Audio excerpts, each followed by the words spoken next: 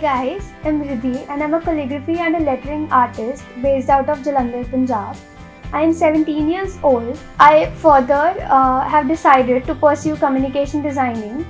In around 2018, I formed my creative outlet named Riart. At Riart, we strive to bring back the warmth of calligraphy scripts, which are completely handwritten. And in a digital era like now, our only aim is to promote more and more handwritten content. From paper to signages, wall hangings, acrylic cutting, the possibilities are endless. My small business offers gifting products ranging from Spotify plaques, vintage frames, Fiona boxes, and what new I started doing was engraving. So that's my favorite form though. And Riart for me has become my form of happiness, my form of therapy and whatnot. It started as a random workshop where I just went for fun in my summer vacations, but today I'm working on it more and more and further decide to pursue it as my small business side by side with my schooling, which is turning out great for now, which is slow, which for me is great because even though it's slow, even though it's difficult, it's not impossible. So my only aim is to promote more and more handmade and make people realize how customizable, how loving and how beautiful these handmade gestures are. I started when I was 14 years old. So by that time, Riart was just made for fun purpose, just to put up my artworks, just to put up what I did in my free time. But then around in 2019, I made a custom card for one of my friends. And that was when some of my knowns contacted me and they're like, why don't you put it up on an exhibition? So I did a custom Christmas exhibition where I displayed all my products and the response was pretty good. Then I had consecutive ideas, like I had some frames in mind, and all my first orders were always for my friends.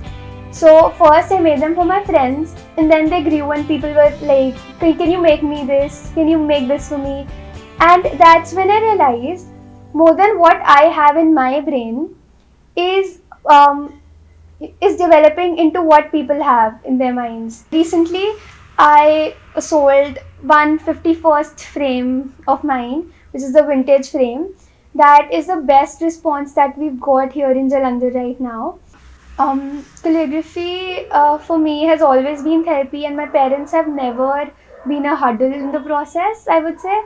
They've always supported me in doing so and I don't think it has ever affected my studies because this is something that gives me happiness. And whenever I'm busy or I have a very hectic day, 15 minutes of doing calligraphy is all I need and that is my therapy for me, as I say. But for things like handwritten letter, it is all based on the number of hours I work on. An interesting fact about calligraphy is it is not related to your handwriting. My handwriting is way more poor than my calligraphy.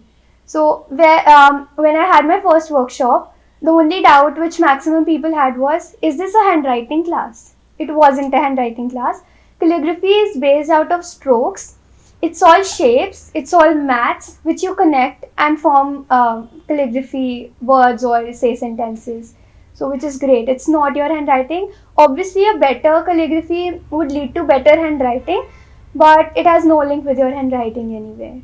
Sometimes I have to explain people that I'm working for 4 hours. Sometimes there are people who like, it's just a sheet of paper and a frame and you're charging 1500 or you're charging 2000 for this. But there is a lot of time and effort that goes into it. More than that, it's my 3 years experience of learning it, which I put onto a paper in 45 minutes now. When I started, it took me 2 hours to write a letter, but now it takes me around 20 minutes.